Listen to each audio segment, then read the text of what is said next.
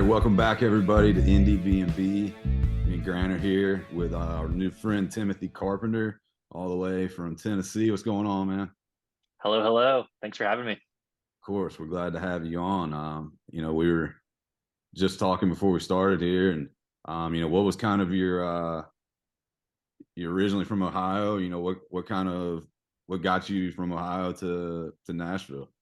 Yeah, that's a great question. So I grew up in Cincinnati, Ohio. Was there until I turned 18, then went to college just north of Chattanooga, Tennessee. And I was there about 4 years, I think, 4 or 5. And then just in middle of the pandemic, 2020, my wife and I moved to Nashville. She started nursing school, and that was really the primary reason for us moving. And now we're here doing music, and she's working at Vanderbilt, and life's good. I can't think of a better place for doing nursing and doing music. So It worked really did kind of perfectly. work out well. Yeah. So growing up in the Midwest, how was that with your music influences? Did you get a lot of thrashcore metal, or did you get some more uh It calmer is. stuff? I feel like the Midwest is kind of a conglomerate of a little bit of everything. Um, I have a pretty deep appreciation for it personally. I feel like some people shit on it, but um, it's kind of what you make it. Like I feel like there's a lot of folk artists. There's a lot of like thrash punk, like garage bands kind of happening, and I feel like there's just a blend of maybe everybody's a little bit influenced by each other, but for me, it ended up being a kind of like a folk acoustic singer-songwriter take on the whole thing, and I haven't really looked back since. yeah, what is it? Why do people shit on Ohio so hard? I don't understand. I feel like someone's got to be the scapegoat, man. Like, Ohio is just kind of that cornfield state that like sounds funny in a joke. Yeah, I don't know. But how did you get started in music, growing up? I grew up in church. That's really where music kind of was first, like I was first exposed to music in general. Started on a worship team at about 15. I saw friends of mine playing guitar or piano and singing, and I thought that that was pretty cool. So I asked for a guitar for Christmas one year, and I got this like $45, hand-me-down guitar that my parents probably bought at some garage sale. And Yeah. I tried playing it for like, I don't know, probably a half hour the day I got it, and it was damn near impossible. I was pretty defeated. I put it in the corner and didn't touch it again for like 3 years, and then I was finally kind of got the resolve to pick it back up and play and start writing songs or trying. Candidly, there was my wife was also, we grew up together, so she was on the worship team when we were kids, and I had a big crush on her, and I thought maybe if I played guitar, she'd be into me, and here we are about 15 years later, and I guess it worked out. So I'm gonna say it did work out. I mean, chicks dig yeah, the guitar player. So, I um, believe it. did you find it harder or easier to kind of, obviously growing up in church, there's that obviously like the church sound, but did you find it harder or easier to kind of once you started writing songs to kind of evolve from that? Um, Yeah, that's a good question too. I think it definitely played a big part in the way I play music. I was just talking with somebody the other day about even just the way I hear like chord progressions or melodies is really rooted in Christian worship music. It's pretty standard, it's similar to like country or pop. They pretty much put four chords into a song, and then I will say they're pretty known for their like emotional dynamics in music, and so that's why, in my opinion, it works. I think that my music has similar qualities. Like I'd say that I use uh, pretty standard chords and voicings, but I feel like what really is the secret sauce is some of the melody and the dynamic that's used in my songs just to kind of evoke certain emotions. Not really, it's not intentional like from me to be manipulative in any way. I do think everything that I make is an attempt at being pretty genuine, and I kind of call it like my journal, or like my public diary, if you will. But yeah, I think there was a bit of a divorce that had to happen. I grew up, I was leading worship. I did that professionally for about 4 or 5 years, and then since leaving that world, I don't really want to like try to recreate that same style of music in the same way. I don't really want to be confused for religious music per Mhm. se. But I do like, I would say, um, I do like to infuse my songs lyrically with a bit of spirituality because I'm a spiritual guy, and so it's important to me to not like completely abandon that. Yeah. Um, one thing that stuck out to me when I was listening is to your music. I was the the recordings themselves are just like there's a lot of clarity. And what Mhm. do you record? Or are you recording yourself, or are you got somebody Yeah, who mixes your stuff, or what? yeah, I've got a guy named John Class that I work with primarily. He's amazing. He's here in Nashville, works with a lot of our friends as well. And he's just, I mean, he's absolutely the best at, in my opinion, at what he does, producing, mixing, arranging, that kind of a thing. And lately, I've been recording a little bit more here out of my house, and then like typically demos, and then I'll pass that along to John, and he might say like, "Hey, those guitars sound great. Let's use those," and then we'll kind of build from his studio on top of that. But yeah, he does a great job because I feel like my music is so I feel like it's complex musically. There's a lot happening. There's a lot of like ear candy moments here and there, and so I think he does a good job of carving out space so it's not just clutter and noise. Because I think that there's a fine line between something that feels like digestible and something that's just like there's too much fucking shit happening. Yeah, yeah. Yeah, 'Cause I can't remember what song it was on, but it felt like it almost I could like picture myself. It felt like I was sitting in like a room with you, like almost like in a cabin or something. Like, and I could just it was like I was sitting there with you listening to that's it, not awesome, just dude. like and it was just, on my laptop coming through these speakers. So it's not, Hmm. some incredible sound system I was listening on. But yeah, I was like, man, this feels like I'm, just sitting there listening to you play guitar and sing on top of it. So I um appreciate that. That's kind of the goal. I mean, my music, I've told people before, I don't generally write my music with the listener in mind, but I do hope that people that hear it feel like it's kind of personable and honest. And I think there's something about like some of my influence, like Sufjan Stevens or like Christian Lee Hudson, the way their vocals translate are just as if somebody's talking to you, very conversational. And so that's something that I feel like between John and I, we've achieved, and I'm pretty excited about it. yeah, worked for me. And we gotta ask, did the TV really fall on you? What's the deal with that, man? That's a good question. Yeah, like I said, I do my best to tell the truth in my songs. There's a little bit of embellishment here and there, but that's tried and true. I will say, I don't think it was 2003 because I would have been 9. I think I was maybe 7 or 8. And I was like laying on the floor of our basement watching one of these big old, you remember those TVs that had the super heavy glass front on them and they're like that deep. And so I'm like laying beneath this thing, got my arms like this and I'm just kind of watching cartoons or something. And my feet, I'm just kicking the doors on these.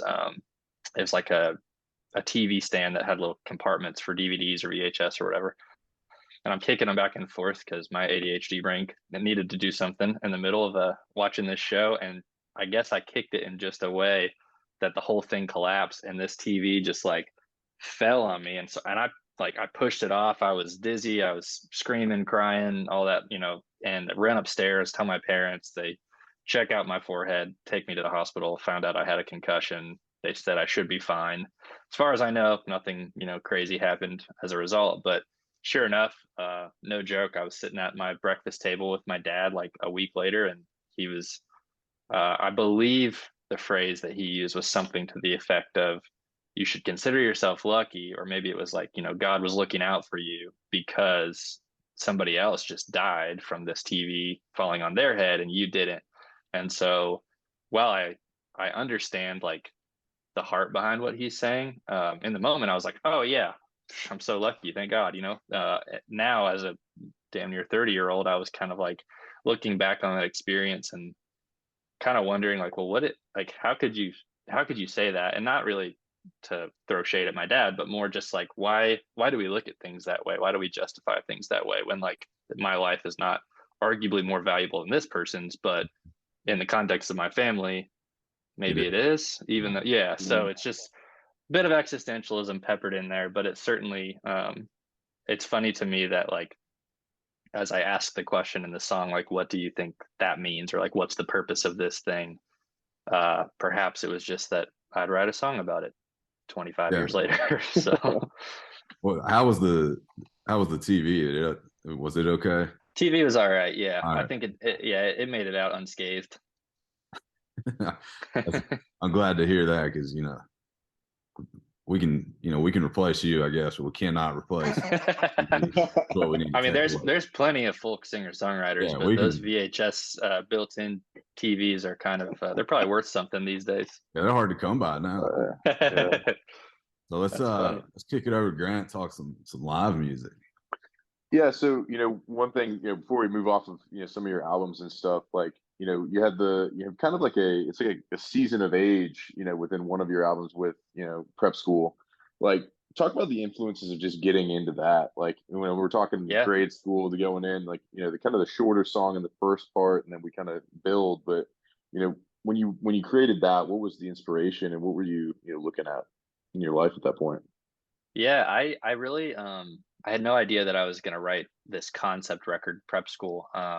And I think I've always wanted to do something like that. I like my brain enjoys like directing things, and so I like the idea of like I've always wanted to work on like a movie set someday where I can, look at all the visuals and try to like take something from conceptual in my brain to actually being something that people enjoy. And so I think I work as hard as I can within music to do the same thing and make it feel like larger than life. And so I'd written high school. It was titled something else. I think it was just called Letting You Down. Um, and that was it. And I wanted to write a record, but I didn't really know what it was going to be about or if it was going to have any kind of central theme. And then I got in a writing room with my buddy Rob Vincent, and he had this melody that's kind of like do do do do do do do do, and I was like, that's cool. We should do something with that. And I started writing about grade school, just like these memories I had. I was like, I think I had told him I really wanted to write about like my appearance and how when you're a kid, you don't really know that anything's wrong with you until somebody tells you. And generally they're not even right. They're just, it's somebody Mhm. being mean or whatever. And so um, I wanted to write this song that's like, man, I remember being in school and somebody pointing out like my teeth with a gap or too tall or my, something about me looks funny. And then it really starts to make you question intrinsically, like, why am I damaged? If that's not the way it's supposed to be, why am I this way? And so once we had that song, and then I think I'm either in the shower or in the car. That's kind of the two places I feel like I have my best ideas. And I just was like, oh my God, this Letting You Down song kind of feels like what my high school experience was.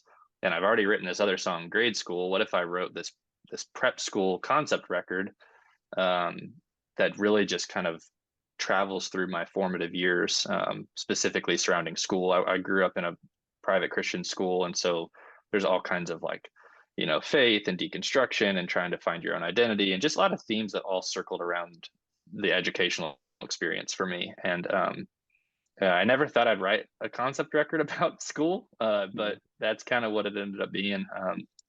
And then I wrote undergrad shortly thereafter, just to like kind of capture that college period of my life. And then yeah, I wanted I kind of going back to the movie analogy. I really wanted to end it with something that felt thematic, and so that's where that little short graduation song comes in, as it kind of just glues the theme together, in my opinion. So. Very cool. Very cool. Well, like within all your music, Tash mentioned it earlier, like it's like you're sitting there with you when you're listening to it. Now, when you do play live, like I walk into the show, I've never seen you before. What can we expect? What are the things that you want me to take away, and what's it like? I mean, we've talked to people before, Lowen being an example. Like she's kind of a folk singer at heart, but then when you see her live, she's very loud and very intense. Sure. And so, talk to me about what your show's like, brother. My shows have been pretty dynamic. I feel like just from there's a few different setups that we've been doing.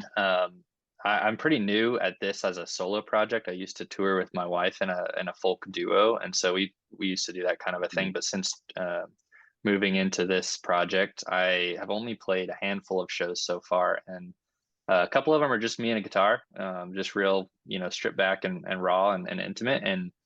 Um, and then lately I've played with a trio a couple of times, which has been a keys player and a cellist. And I like that setup a lot because I think there's so much happening with the record that we don't play with tracks or anything, at least not right now. And so it's almost impossible to try to recreate the record verbatim. And so what I've tried to do is interpret it in these different settings, depending on what the venue, feels like it would be the best case. And so I love having strings if I can manage it.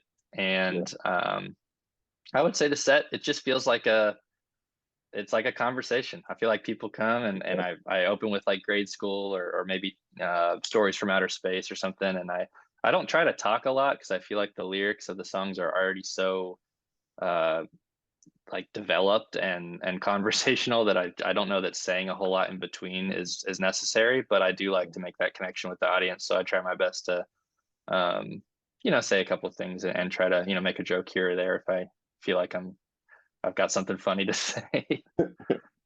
Gotcha. Well, like what are some of the, obviously ideal venue you could go, we could talk, big theater, we can talk, intimate bar, like what's your Sure. What's your current, you like where you like going the best right now? Yeah, that's a good question. I like there to be like a level of intimacy where I can at least see the crowd and feel like I can connect with or like get a pulse on how they're experiencing the show. And so I've played a couple bars, a couple coffee houses, a couple backyards, and then a couple proper venues during this project. And I'd say I do like the venues the best. I like being able to be kind of on a stage where there's like a proper sound system and some lighting. But they're usually like 200-300 cap, something like that, where I can still see the back of the room and I can still kind of feel the energy of the people that are listening. I mean, I'd certainly love to play larger venues in the future, but I don't really ever dream of playing like arenas or anything like that. I don't know that even if my music, like even if there was a demand to play that size, I think I'd want to stay like under 1,000 or right around that, just because those rooms feel accessible, I think, as an artist. And the larger you get, it just almost divorces you from the crowd, and it kind of feels like maybe a little dehumanizing as an art. Like you're really just a product at that point. And so, I'd love to really play like mid-sized clubs. I think would be the goal moving forward. Yeah. Very good. Well, and obviously we're here in Atlanta. Like, have you been here before? Have you played here before? And what are some of your favorite places here? Yeah, I've not played much in Atlanta. Done a couple house shows. Trying to think if I've played any venues. I'd love to play Addie's Attic. I feel like that would be a really cool room, just to share some of these kind of songs with like a keys player or a strings player or something. I don't think I really know many of the mid-sized venues in town, but definitely one of the places I want to play more often. I am coming to Atlanta on in February. I think it's like the 17th maybe, and we're playing. It's like a bookstore, I want to say. It's a really small little intimate venue called Omi, or is it Omi's? No, I'm on the spot. I'm not sure, but it's one of these venues, and I'll have to look it up and then go from there. But yeah, excited to come through Atlanta. I'm playing with my buddy Ben Strawn and my buddy Spencer Thomas Smith, both great songwriters, and I think it'll be a nice little intimate show.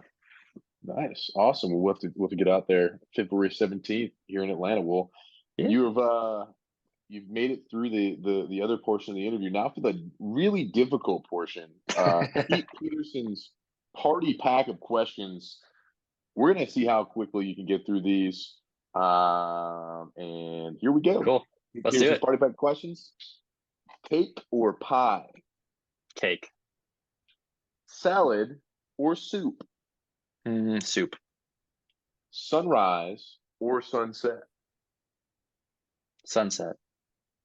All right, I like it. Would you rather hit a home run or score a touchdown? Touchdown. Hooday, go right. Bengals. All right, there we go. Would you rather have a night in or a night out? Night in. Big Big introverted guy.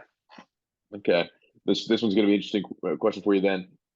When you walk into a party and your jam comes on, what are you doing? The robot or the worm? I think the worm, because I'm 6'4", and it's much more impressive looking than the robot, just because of the length itself. Oh man, that's a long worm. It's a long worm. That's the goal. I like that. I like that. All right, guac or queso? I think guac. Waffles or pancakes? Pancakes. Coffee or tea? Coffee. Although I think I am trying to switch to tea. Coffee is starting to wreck me. He's in transition from coffee to tea. I like it. Yeah. Dogs or cats? Cats. I have 2 of them. Although I love dogs. All right. Ninja or a pirate? What do you like more? Ooh, pirate, I think. Okay. Shiver me timbers. Let's go. Gatorade or Powerade? What are you drinking more of? Gatorade. All right, it's in him. Let's go. Toast or bagels? A bagel. Big bagel guy. Okay, some schmear. Let's go. All right. Chips or pretzels? Chips. All right. Fries or tots? Tots. When you're sitting down at night, do you watch a TV show or are you going to sit down and watch a movie? Movie. Movie, man. All right. Are aliens real? Absolutely. Okay. Bigfoot, is that real? I don't know. Okay. I'm gonna say yes. I'm gonna say sure. I don't know. That one's tough. And love at first sight, is that real? Absolutely. This guy's a believer. He's a believer. We love it. We love it. All right. And our final question of Pete Peterson's party pack of questions. What are some bands that we might not know that we ought to check out? A couple of Yeah. Give me 2. Okay. My friend Gabrielle Grace, she's great. Here in Nashville. I think you should check her out. Been listening to this guy Ken Yates a lot recently. I want to say he's in Canada, but his record that just came out is called, I think it's called Cerulean. Now I'm gonna eat shit if I'm wrong there, but it's a really the record that he just put out is really good. You asked for 2, and I'm gonna give you one more. There's a band called Homes at Night in Nashville that just put out their first EP, and it is incredible. I think those are the 3 that come to mind. Beautiful. We got Gabrielle Grace, Ken Yates, and Homes at Night. We'll be taking a look at them. They might be featured on some of our content coming up here. But Timothy, we appreciate you taking the time, man. I'm gonna toss it back to Tash to wrap us up here and get it going. Yeah, Sounds man. good. We he graduated Pete Peterson. Might be your next song. But yeah, we appreciate you coming on. Everyone's listening. He'll be here. Looks like February 17th. Cool. Go check him out and listen to him. I guess you're Spotify, Apple Music, everywhere. And I am, yes. Hey, man, we really appreciate you coming on, and hopefully we can see you play soon. Yeah, guys, thanks for having me, and hope to see you on the 17th in Atlanta. All right, take care. Let's go. All right, see ya. Good.